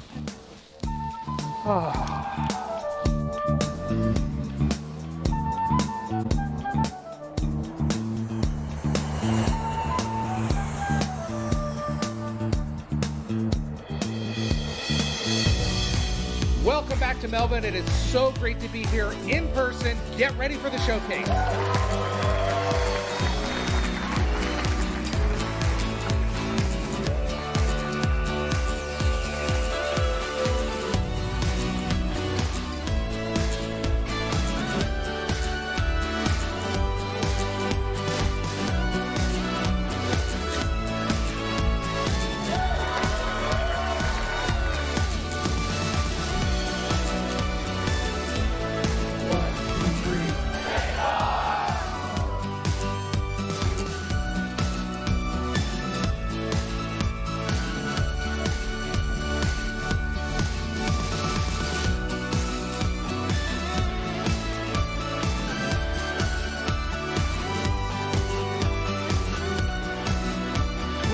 Here in Melbourne with FanFest.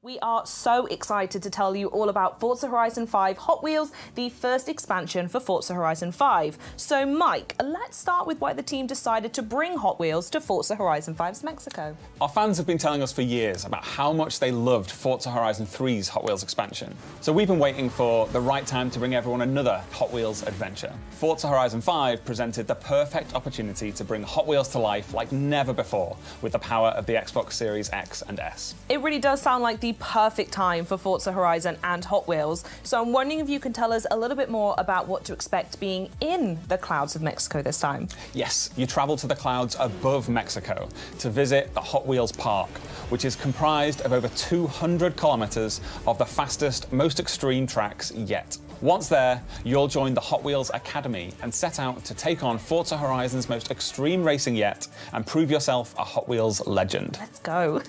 As well as the iconic orange Hot Wheels track, you'll take on new driving experiences across gravity-defying magnet tracks, as well as ice, water flume, and rumble tracks. So we spoke loads about biomes in the build-up to Forza Horizon 5's launch. Are we expecting something similar in Forza Horizon 5 Hot Wheels as well? Yes, so we're truly going to see the power of the Xbox Series X and S when we look at Forza Horizon 5 Hot Wheels' all-new biomes. The amount of detail and diversity that we can pack into the 4 new biomes is breathtaking. We have the rugged Giants Canyon, where you'll hear the growl of your engine bouncing back off the intricately detailed rock formations. The Ice Cauldron, where frozen tundra drips into the glistening molten lava. In Forest Falls, you'll see a tree canopy towering over epic waterfalls. And finally, the visually stunning and exhilarating Horizon Nexus, where the Horizon Festival is suspended among a web of Hot Wheels tracks. And there's more, because new players can jump into Forza Horizon 5 Hot Wheels as early as possible during the main game's initial experience. And how are people going to be able to use Event Lab in Forza Horizon 5 Hot Wheels? So in Event Lab, you'll have the freedom to design, build, and share using the new Hot Wheels Creation Kit. That's over 80 new track and stunt pieces that instantly snap together thanks to our new building tools. You can then share your creations with the entire community for players to discover and play. We are anticipating our community building an ever-evolving catalogue of new player-created Hot Wheels events that everyone will enjoy. They all sound absolutely incredible, Mike, but I'm going to ask you the most important question in the room. Can you tell me a bit more about the cars? Yes, so we have 10 new amazing cars coming to the pack, including 4 new Hot Wheels cars, which have been scaled up to real-life proportions. We have the Diora 2, the Bad to the Blade, the Baja Bone Shaker, and the Chevrolet Hot Wheels Copo Camaro. Forza Horizon 5 Hot Wheels introduces the most extreme tracks we've seen yet in Forza. So we've added some new extreme track toys and hypercars to go with them. That's fat. I want to call out the Hennessy Venom F5 and the Mosler MT900 GT3. Their speed is unlike anything we've seen before. So we know Forza Horizon 5 fans naturally love co-op, so how is that continuing in Hot Wheels? So, in a first for Forza, you can join up with your friends and play from the very start of the experience in co-op. You and your friends will then take on a new campaign, moving your way up through faster and faster car classes until you unlock the extreme speed of X-Class and become a Hot Wheels legend. You can also choose to take on the world in Horizon Open or team up with your friends to take on a team of drivatars in the Horizon Tour. Ooh, I absolutely love that. Final question now, though. When can we expect to play? Yes, so Forza Horizon 5 Hot Wheels releases on July 19th on Xbox Series X and S, Xbox One, Windows PC, and Steam. Mike, thank you so much for joining me. This has been so much fun, and I cannot wait to play.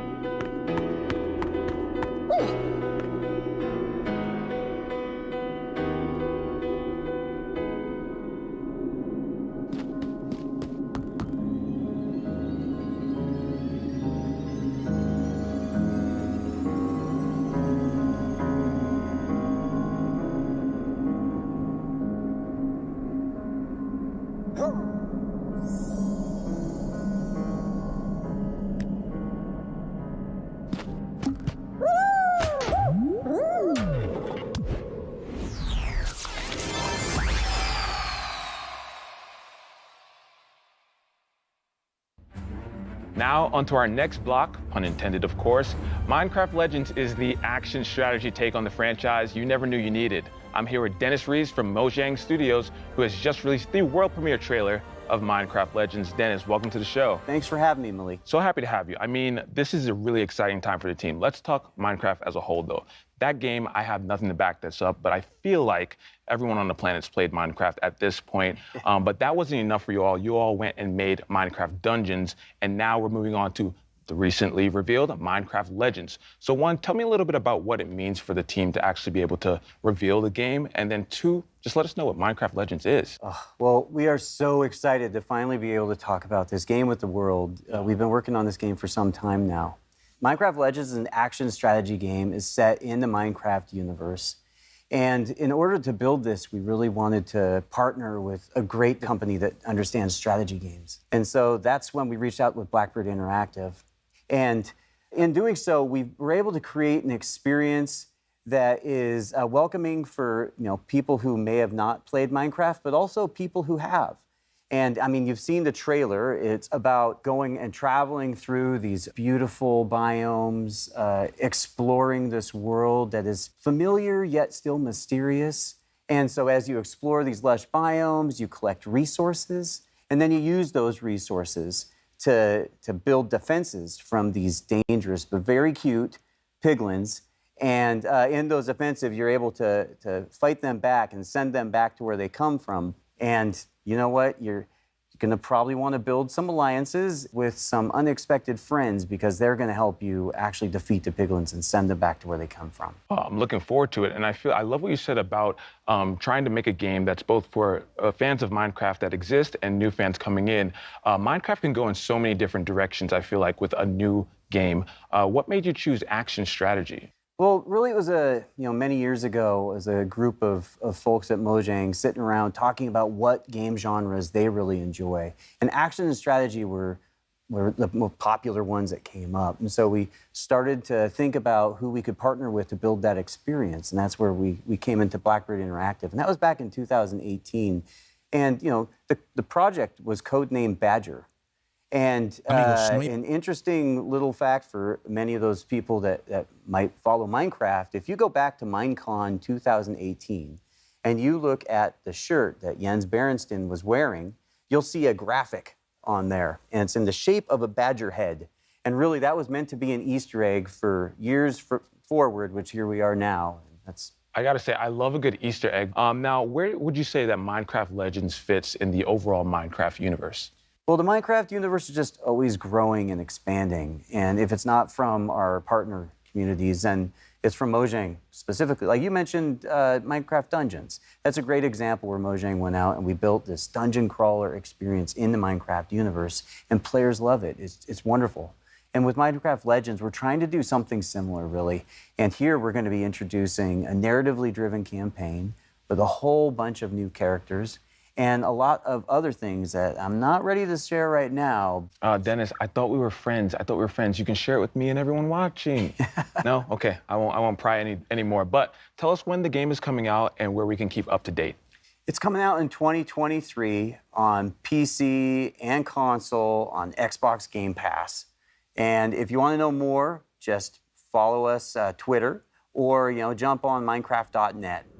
Dennis, I'm so excited to jump into Minecraft Legends. Thank you so much for stopping by and giving us the lowdown. Thanks for having me.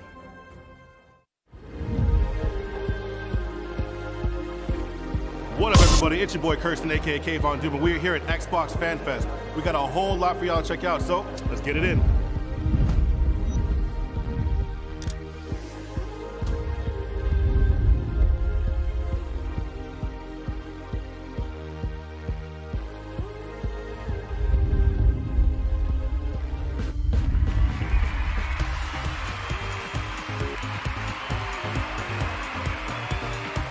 They asked me what year Halo came out, won this sweet jersey. I couldn't believe when I was here on site that I would get to meet the real Master Chief. Experience here, out of this world. It was really cool to see. I'm gonna go get my nails done because they have a nail station and these things need to be painted. Red Fall looks dynamite, and come on, Diablo 4. Oh, it's so, why are you so gruesome? All bloody things. No, but it's great. I love it. What a day we had today. Thank you everybody for showing up to Xbox Fan Fest Toronto. Had a lot of fun, saw a lot of games, great experiences overall. Catch you in the next one. Here we come. Are you ready for more? That thing we got. Coming in real hot. We breaking down the ground, whether you ready or not. Start it up. Do it like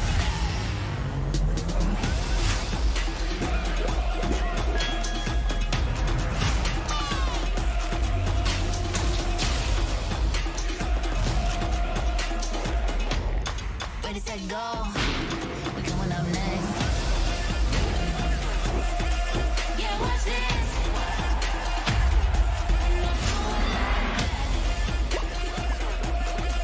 Yeah, watch this. Do it like that.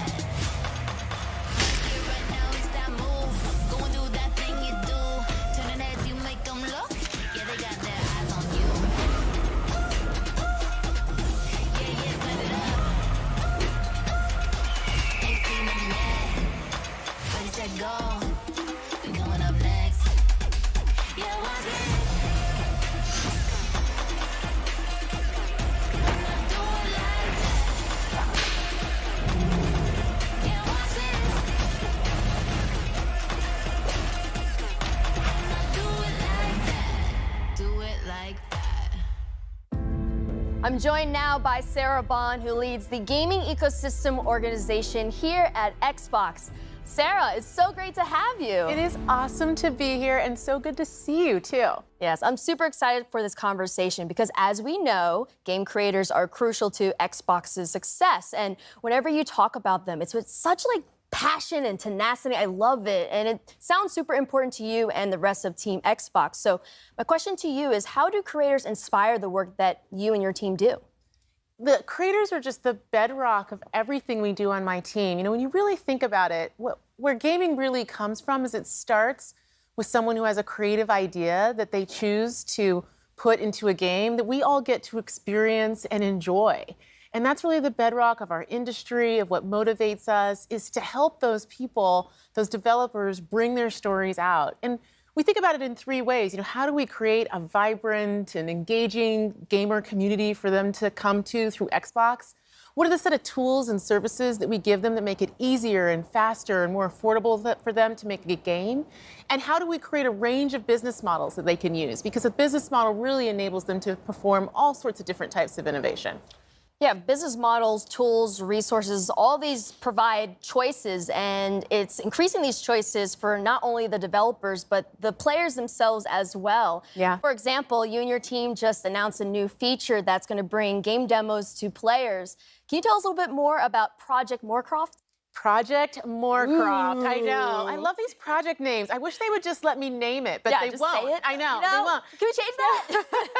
Well, look, we were sitting around as a team and we were thinking about some of the things that we've always loved the most about the gaming industry. And one of them was, remember when you would go to like a show like PAX or E3, and you would go to the show floor and you get to play a demo or a piece of a game, and the developer would be right there next to you, talking to you about their experience, asking you to try things out, asking you your feedback. And that was one of the things I loved the most about those experiences. We just don't have them as much anymore, you know, in the way that the world has evolved. And so we thought, gosh, how can we make Game Pass like that? Like, how can we use the power of Game Pass and all of the great discovery and player engagement that is in it and have it create for creators that opportunity to engage with fans early as they're creating their game, and also for players to get to experience something that they're really anticipating. And so that's what we're going to do. We're actually going to have a program that enables developers to take a piece, a level of their game, and put it into Game Pass so that they can get that great feedback and players can engage with them. And we know it's a lot of work sometimes for developers to do that, so we're also going to compensate them for their participation in the program. I'm so excited for what's going to come when we launch that. I think the one thing that we all miss is that connection, right? And now that we are able to come back into conferences and stuff like that, we still need to deepen it, because by deepening that connection, you're diversifying the voices, and then that in return helps to diversify the games and bring diversity into games. Completely. So how will Microsoft help to further that front? Yeah, we think about it all the time, frankly, as Microsoft, as Xbox, in my team in particular, because creators is core to everything we do. If you think about a game, it enables you to experience a perspective, a point of view, in a way that is deep and immersive, unlike any other form of media. So the importance of everyone having an equal opportunity to share their story and their perspective through a game, and what it means to shaping our perceptions, to what we talk about, to what we believe, to broadening our perspectives, is critical. And we think about that all the time. So what we've done as a team is we're continuing to expand the set of developers who we're engaging with and bringing them into the Xbox ecosystem. We've actually more than doubled the number of developers that are making games for Xbox, and we saw lots of those games in the last day, which has been pretty cool. And the other thing that we did this year is, for the first time ever, we actually have a presence in Africa. We have our first Xbox employee in Africa, specifically dedicated to working with creators in the region. So what message would you like to leave for creators who are interested in starting in the industry? Yeah, I get that question a lot. People say to me, gosh, I would really like to be part of the gaming industry. I'd love to make a game. How do I break through? How do I get involved? And I say, first of all, network. Talk to people, meet people, connect with people, just how you and I connected actually at an industry event, which we met at, which was super fun. Build that network and that connectivity, because it's so critical in every industry, but I think particularly in gaming, right? Go to industry conferences like GDC, meet people, learn, try that out. And if you're interested in making a game for Xbox, you can actually go to github.com. You can actually download the Xbox Game Developer Kit and get started. And once you have a game concept, you can also submit it online through id@xbox.com, and then you can self-publish to Xbox, which is another great way. And of course, if you actually want to get involved in the industry, all companies are great, but I highly recommend you check out coming to work at Xbox. I'm biased, obviously. I mean, hey, you have every right to be so. Sarah, thank you so much for joining us today. And also, thank you to all the viewers for tuning into Extended. We've heard from so many amazing developers on today's show. Now, before we finish, is there anything else you'd like to share with us? We were talking earlier about the importance of people being able to tell their story through a game and how incredibly powerful it is. I mean, when we were talking about that, I was thinking about an experience we've had as a team that's been very touching for me. So, a couple years ago, we started really consciously extending the depth and breadth of content that we have in the Xbox ecosystem. And it was through that I got to know the team making Stalker 2 really well. And I actually got to intro that game last year in the Xbox Game Showcase, and it was just incredible. And the thing was, when I was looking at that game last year, and I was looking at the story that they were telling, and they were talking about the beauty of the land and their dedication to their culture and their country, and I thought, wow, this is a cool game. This is a compelling story. But sitting here today, recognizing that team is Ukrainian, they were based in Kiev, looking at that story and what they were showing to the world just feels entirely different and far more poignant and visceral to me. This is a team who's talking about their culture, talking about fighting for the existence of being a nation, of being a people, of having their own language. And now we all, as a world, have gotten to see how tenuous that, in fact, is. And it's an honor, frankly, to be part of this industry and to have the opportunity to uplift their voices and to let their story be told through a gaming experience, especially knowing what we know now about the situation in Ukraine. And as part of that, they actually shared with us something that they wanted us to share with all of you today as part of the show.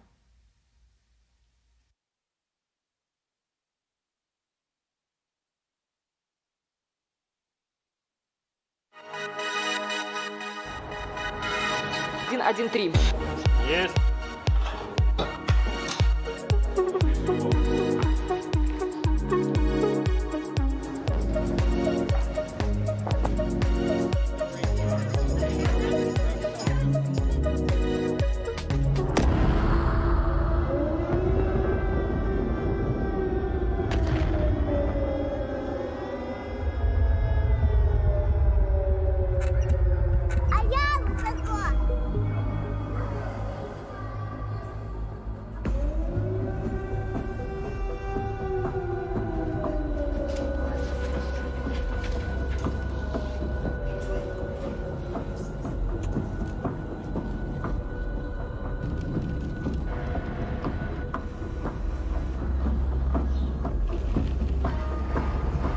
кипела работа, идеи, она не останавливалась. 3 месяца назад началась война России с Украиной. Шок от робочий день починається з тривоги. Під час сильних обстрілів ми біжимо в укриття. Це переноска для мого кота, який загинув ще в перший тиждень війни. Ходишь вечером, сирена, выходишь днем, сирена. Днем еще работать надо, поэтому особо не выйдешь, а вечером все время вот так. Це моє робоче місце. Вже 3-й місяць я живу і працюю в коридорі. Зі мною живе одноокий пес, врятований з-під обстрілу в Гостомелі. Зараз мені важко писати квести про війну, коли вона йде навколо. Так работает в перерывах между сиренами і волонтерськими задачами. Світ ще побачить, наскільки в нас класна культура і в тому числі наскільки класні ігри ми можемо робити. Меня зовут Александр. Я являюсь сотрудником компании ЖСК. Я с Мариуполя. С начала боевых действий была потеряна связь с моими родными и близкими.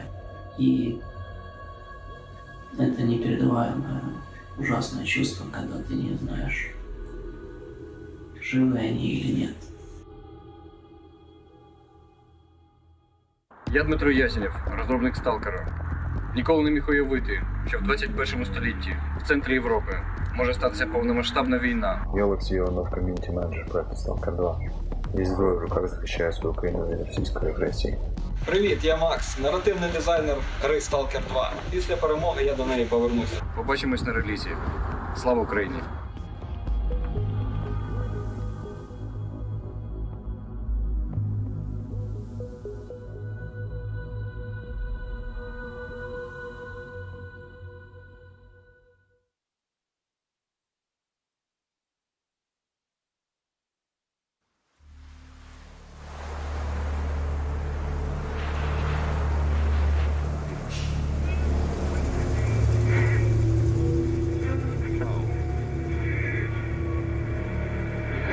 Last question, Dr. Dallin.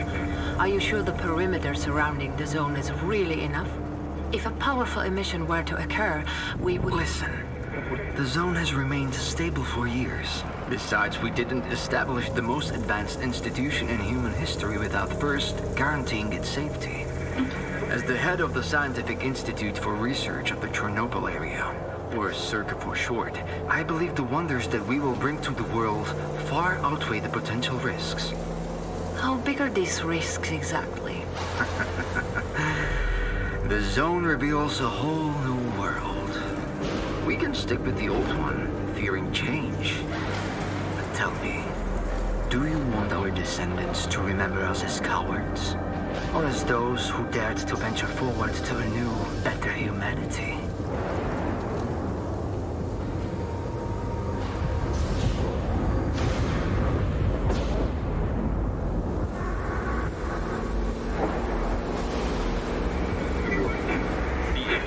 Evacuated.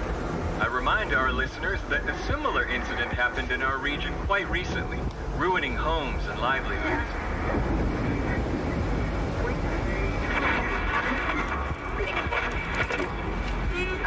However, city officials urge people to stay calm, assuring them the situation is totally under control.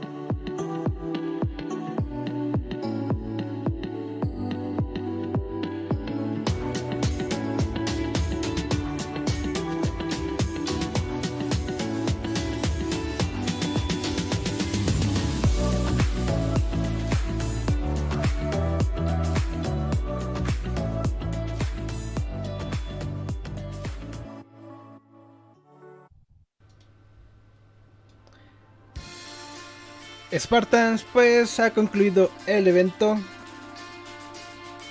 Sin duda creo que el del domingo estuvo un poco mejor, ya que el día de hoy más que nada se dedicaron a estar hablando con los desarrolladores de los juegos. Pero aún así pues estuvo 2-3. Y como era de esperarse, Spartans, pues no vimos nada de Halo, no vimos nada de Gears. Vimos únicamente el tráiler de colaboración con Fall Guys, el cual va a salir el 30 me parece de este mes. El cual eso sí me interesa y se ve bastante padre. Pero bueno, Spartans, eso ha sido todo. Como les había dicho, más vale tener las expectativas bajas para no salir defraudados. Pero bueno, así es esto, Spartans. Al parecer este año no tendremos gran cosa de Halo. De Gears pues supongo que tampoco. Así que tendremos que esperar un año, Spartans, para algo realmente de interés.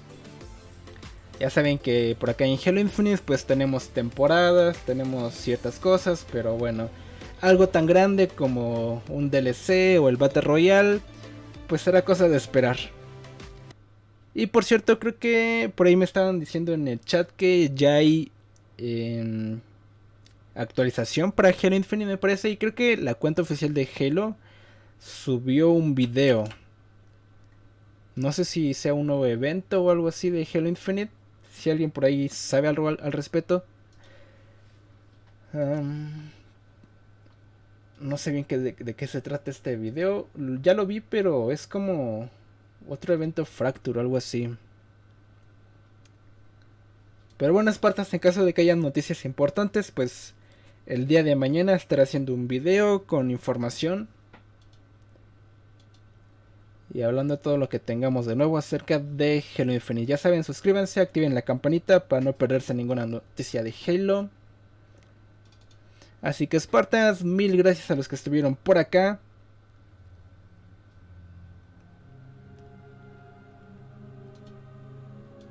Ya saben que luego se gana y luego se pierde, Spartans. Así es esto, así que ya ni llorar es bueno. Así que Spartans, les recomiendo que también me sigan por mi canal de YouTube morado, que empieza con T, ya saben cuál es.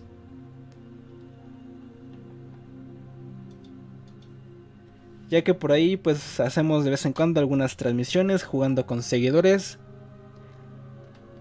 Cualquier juego, no solamente Halo. Así que Spartans, que tengan una bonita tarde, un bonito martes. Ánimo a todos, comentan por ahí, así es.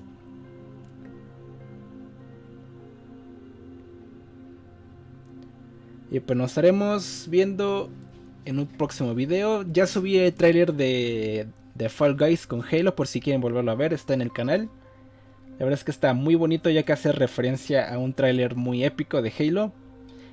Que a lo mejor ya hago por ahí un video analizando las diferencias. Bueno, no analizando, sino comparando más bien. Pero en fin, tengan bonita tarde, Spartans. Un abrazo y que tengan un feliz día. Bye.